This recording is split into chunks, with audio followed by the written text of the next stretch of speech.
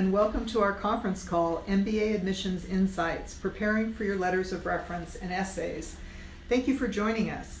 My name is Allison Davis. I'm Associate Director in the MBA Admissions Office. I'm joined by Derek Bolton, Assistant Dean for MBA Admissions. Hi, everybody. In the next 30 minutes, we'll be talking about what to keep in mind as you prepare your essays and approach recommenders for your letters of reference. We'll start by briefly reviewing the requirements for both and offer some tips along the way. We'll also discuss some questions that you may find useful to ask yourself at this stage in the process and how you might go about answering them. We'll wrap up by answering some of the questions submitted by you in advance. All right, let's start with essay requirements and tips. The requirements, word length, formatting, etc. for the essay questions are all on our website, and you should definitely read all of them, but it could be useful to review the basics again here. There are two personal essays.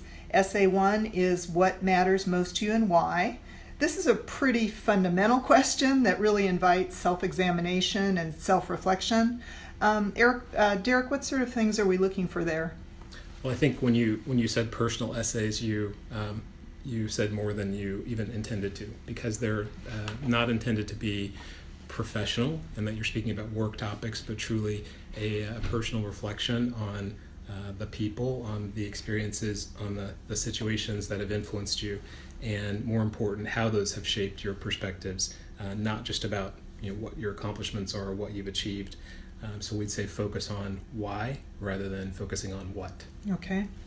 Second essay question is pretty broad. It's why Stanford and how will earning your MBA at Stanford enable you to realize your ambitions? So what are we looking for there, Derek? Yeah, and I think if you look back, over the decade or so that I've been in this, 15 years I've been in this role, we used to ask a question that was really specific. Tell us about your short-term goals. Tell us about your long-term goals.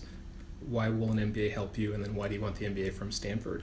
And over time, we've shifted toward a broader question because we didn't want to lock applicants in unnecessarily. It wasn't something we were using in assessing viability as candidates. And so we said, what's a question that will actually help the candidate?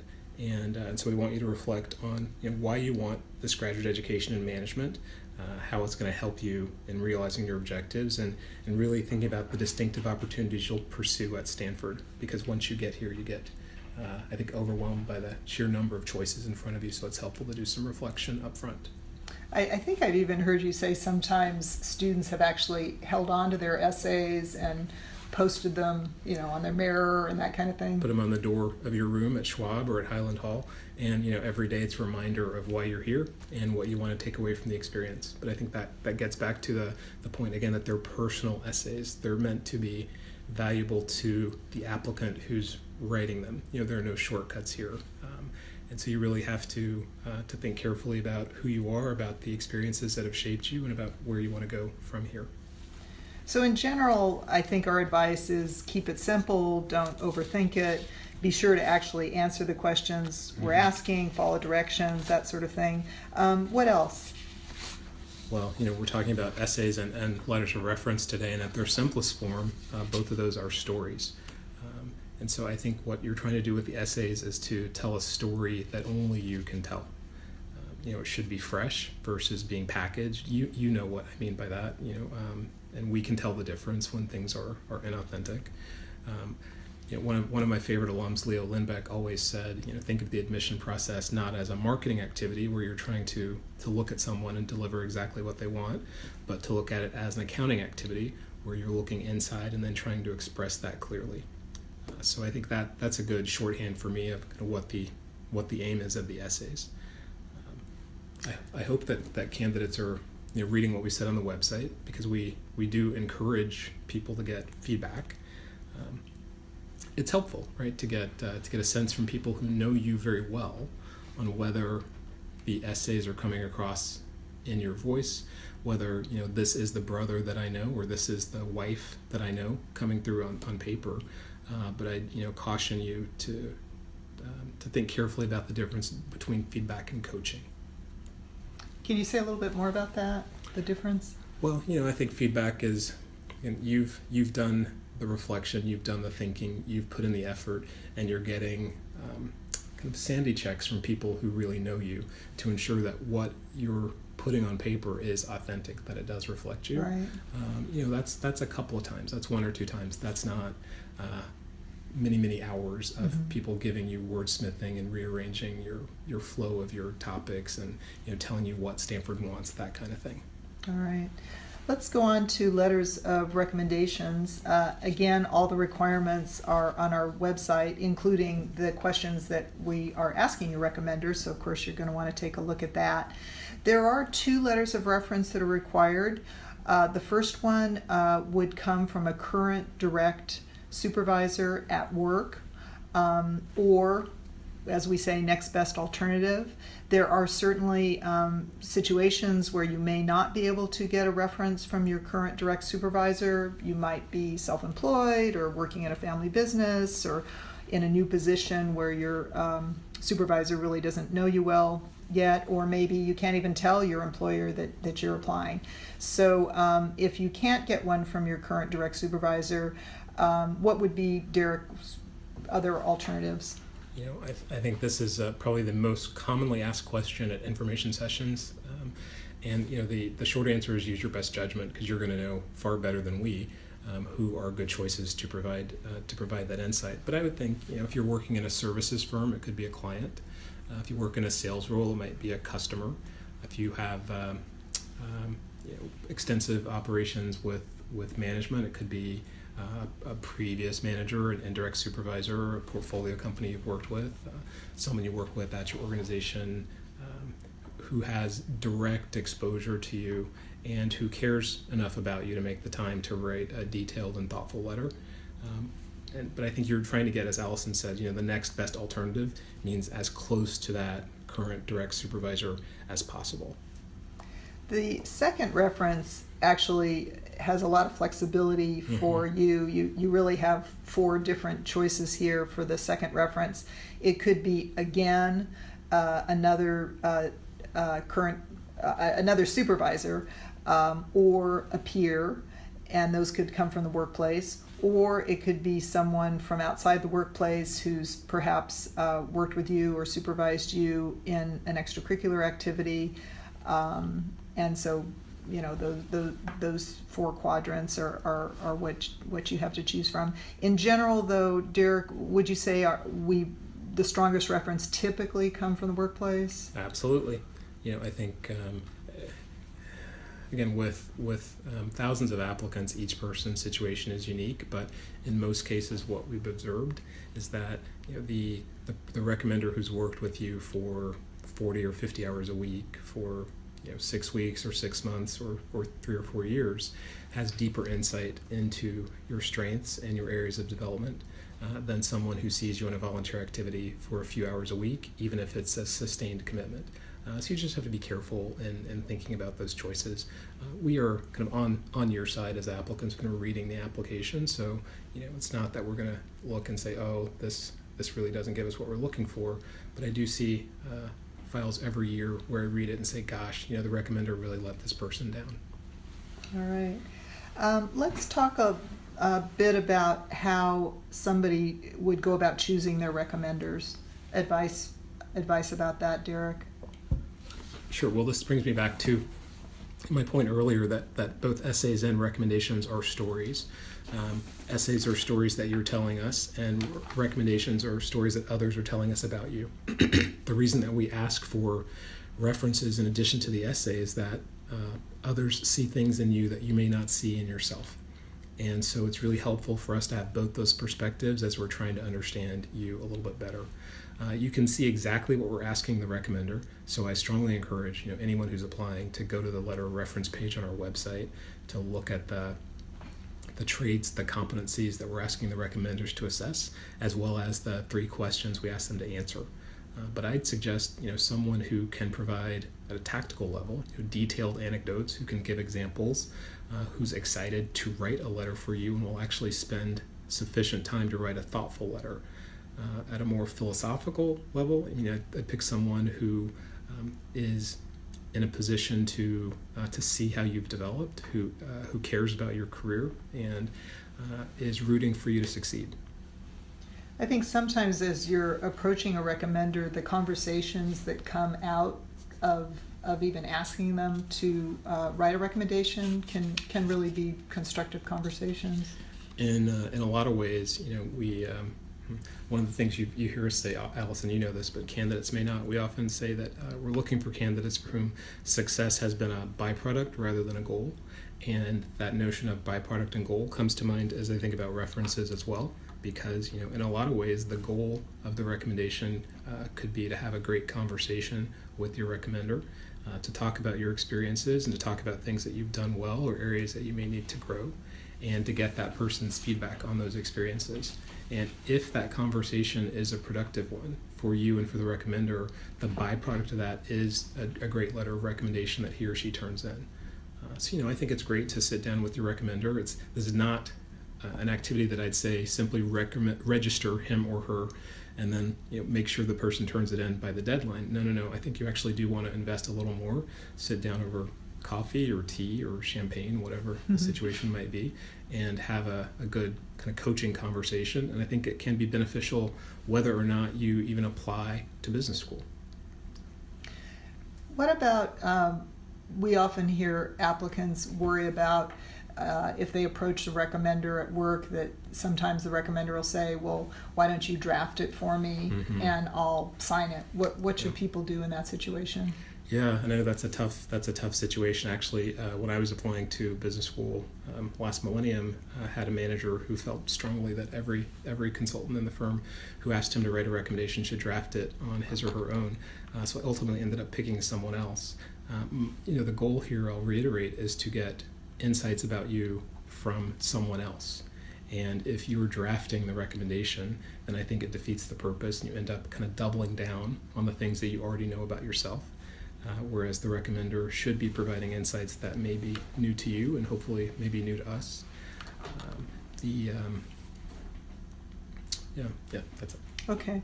Let's move on to talking about some of the questions that you as prospective applicants might be asking yourselves as you get ready to write your essays and approach those recommenders. You will find that answering these questions for yourself now could really save you some time later in the application process. So one question you should be asking yourself is, do I actually have time to do all that thinking and reflecting and self-examining before I write my essays? Yeah, but I think there's no shortcut here.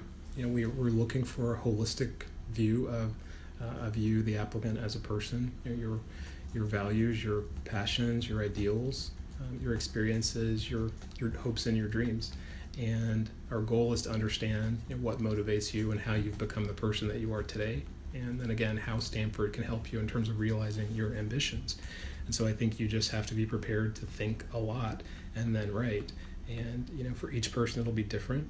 For one person it might be a morning run where you kind of find some time to clear your head. For another person it might be the subway ride to and from the office. But there's no shortcut here, so you really do have to put in that time to think. So Derek, you had talked about how the essays and recommendations are stories. So another question people should ask themselves is, what is a story that only I can tell? Yeah, and I think what makes it a story that only you can tell and is not the person or the event or the situation that you're talking about, but how that has affected you and how that's shaped your outlook, your perspective, your choices. So I'll reiterate what I say on the road all the time, which is don't worry about standing out. You never know what other applicants are sharing with us. I think differentiation occurs naturally if you concentrate on telling us who you are, and no one can know that better than you. What I see happen all the time with applicants, especially applicants who have the fortune or misfortune of being in large communities where there are many people applying, is that they will kind of lose faith in themselves throughout the process. And so start comparing, my GPA is 0.2 of a point lower than hers, and he was promoted 3 months ahead of me. And it's easy to get focused on all the little aspects where someone may have done better than you, but we're reading the application looking for strengths. And so I just want to reiterate that we want candidates to really have faith in yourselves, have some confidence as you go through the process. Think about the essays as conversations on paper. Well, the have confidence and faith in yourself and don't compare yourself to other people, that's good advice not only for writing applications, but good advice for life, I think.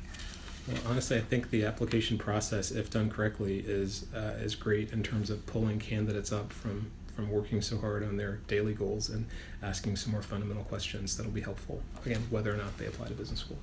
So another question to ask yourself is, how will Stanford help me turn my dreams into a reality? Mm-hmm. Well, I guess the key there is, do you have some dreams? Do you have some sense of focused interest of what you want to do after business school?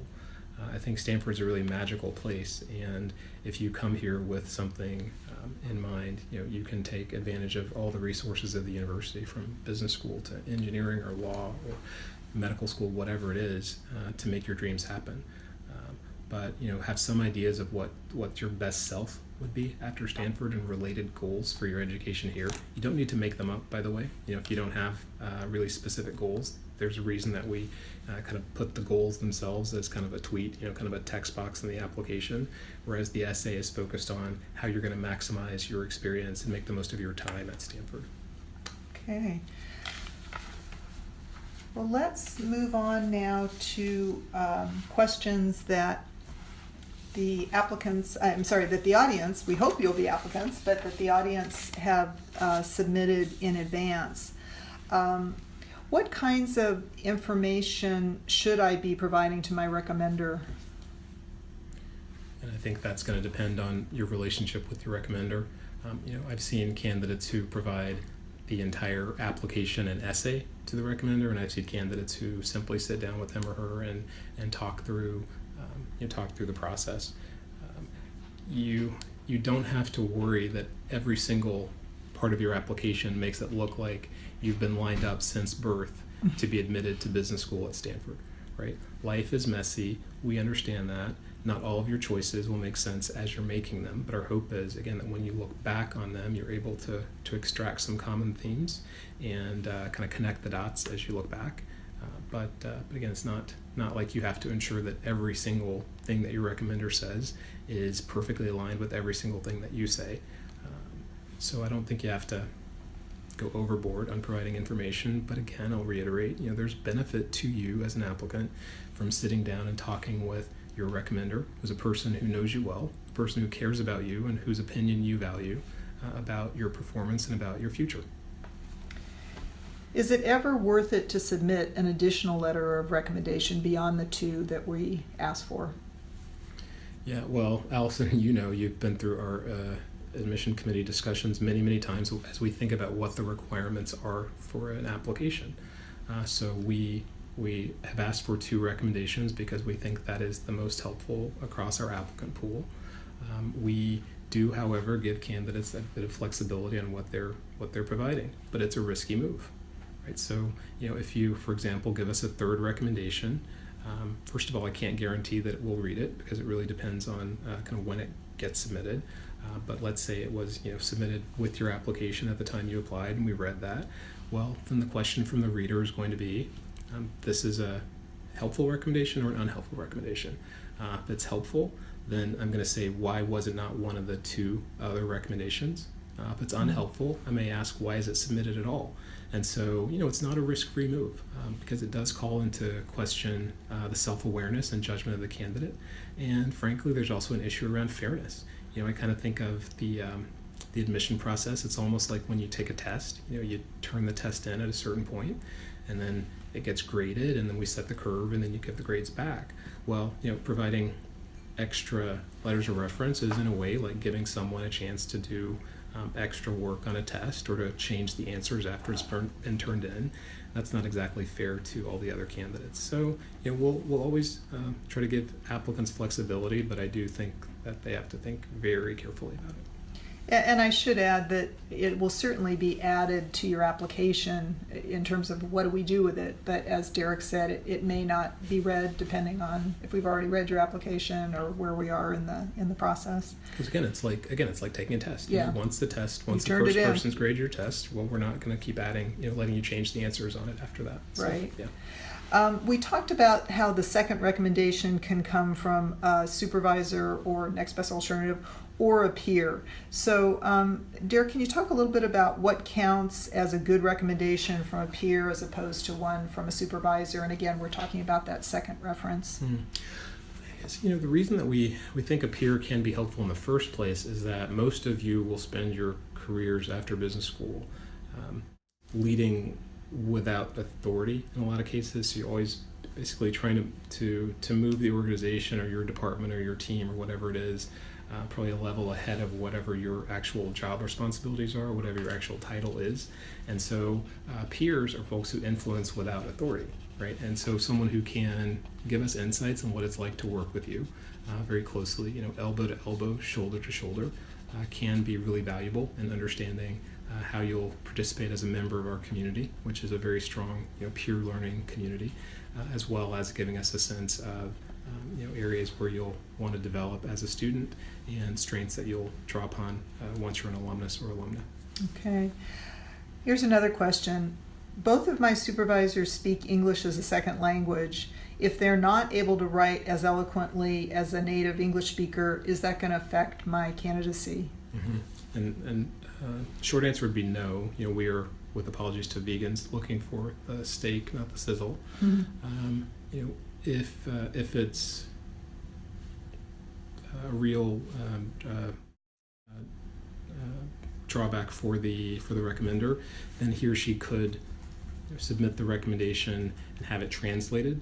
And we just would ask for the original as well as the translation. We don't want the translation done by the applicant, by the way. So someone else who's in a position to do that translation, and then we'd ask for that person's contact information as well. But no, we are able to extract from recommendations, the basic premise that's coming through in the recommendation, how the applicant has performed, what makes him or her successful in a role. It really won't come down to word choice or things that are particularly nuanced, is my sense. Okay, so it's really the content, it's not the syntax or the... It's the gist of it, right? The gestalt. Derek, what's your opinion of using an academic reference versus a professional reference? Mm-hmm.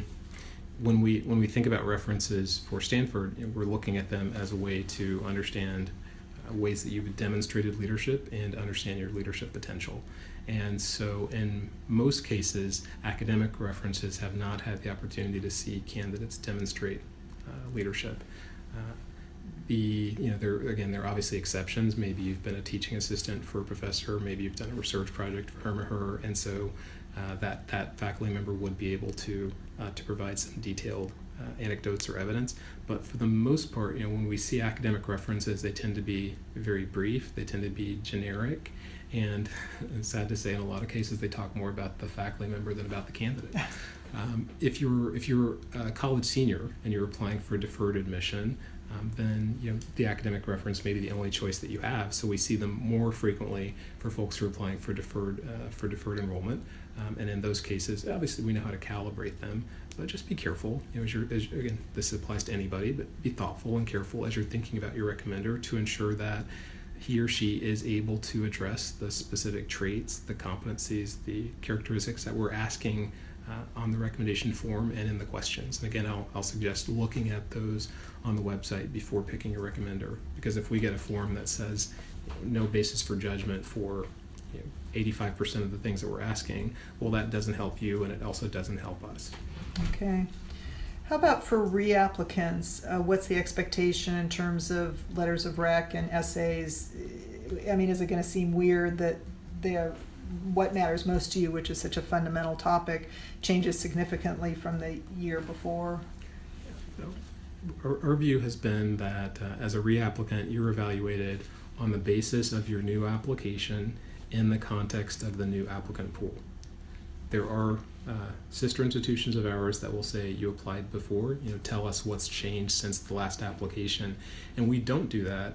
It always felt to me that asking that question came from an understanding that my last decision was correct, so please explain to me what's changed to change my decision. And the reality at Stanford is that there's so many qualified candidates that we're simply not able to admit all the wonderful people we'd like to admit each year. And so I don't ever assume that simply because someone applied and wasn't admitted that that was the correct decision or that there was something amiss with the application. All that to say, you can turn in the exact same application in 2 different years, and I think you could get different results, not because you've changed, but because the applicant pool has changed. But if what matters most to you and why has changed dramatically over the course of the previous 8 or 12 months, then the topic should change. And if it hasn't changed, then it should remain similar to what it was. But I would definitely take advantage of the opportunity to provide updated references, because my assumption is most of our candidates, most of you, are getting stronger with time as you're building experience and exposure. And so a recommender today would be better than a recommender who had exposure to you 12 months ago. So just making sure that you take advantage of that. I would add that even if the topic is the same, probably your perspective on it has changed with another year or 2 of life and working experience. And as the CODA, I will say that we do not compare your previous application to your current application. So as the Assistant Dean of Admission, I would look at both applications at the point that the file gets back from interview.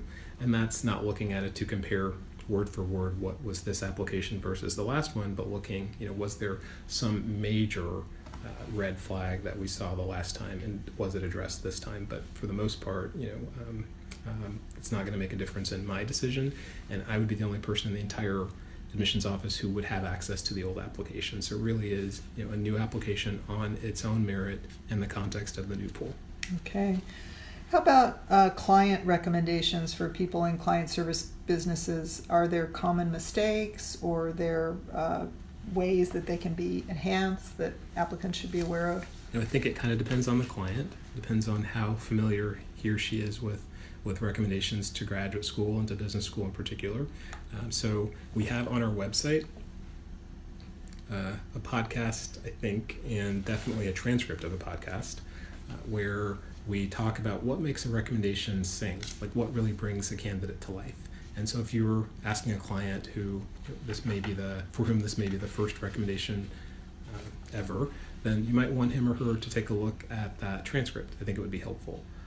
But I would just reiterate to the client, just as I would reiterate to anyone else, how important the recommendation is in the process, and I would be really grateful to him or her for making the time to write the letter. There's so many good questions here, but I think we really only have time for one more. Should the letters of recommendation and the essays complement each other, or should they emphasize different things about the candidate? And I'll say there's no should. Sometimes we see letters of reference and essays that are reinforcing. Sometimes we see where those provide different insights. Sometimes they help us reinterpret things we've seen. But it's always helpful in context, and as you're looking at the applicant holistically, to have those perspectives. Well, we're almost out of time. If you didn't get your question answered today, please feel free to contact our office by email or phone to ask your question. Before we go, Derek, any words of advice for our listeners today in terms of the letters of rec and the essays? Gosh, well, first I'd say you're putting yourself in a great position by tuning in for the call today. We have information sessions on campus here at Stanford on typically Mondays and Fridays.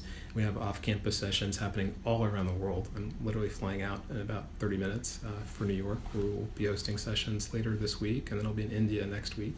So we have sessions happening all around the world, and our goal in traveling to where you are as applicants is to be able to answer questions. So feel free to sign up for those and try to come and meet some of our alumni and students and learn more about the program and about the process. I'll reiterate that comparing yourselves to each other can be just bad for your morale as you go through the process. We really do look at every candidate, asking ourselves what are the reasons to admit this person. So it really is focused on your strengths. And so I'll reiterate to you as candidates, who cares about the things that you're not so great at? We care about the things that you are great at, and please tell us about those. Your recommenders will tell us about those, and that's how we make decisions ultimately. Great advice, Derek. Thank you. And thank you to all of you out there for joining us. There are 2 more MBA Admissions Insights conference calls coming up. Being a Great Applicant on August 10th, and Considering a Joint or Dual Degree on August 31. You can register for them on our website. An audio recording of each of these conference calls, including the one today, will be posted on our website in the next few weeks. The current application is now available on our website. There are 3 application deadlines: September 21, January 10, and April 5. As Derek said, there's lots of ways to learn more about our program in terms of information sessions we do on or off campus, as well as on our website. You'll find videos of webinars and a calendar of events and audio recordings. So we look forward to meeting you either online or in person. Goodbye for now. Thank you.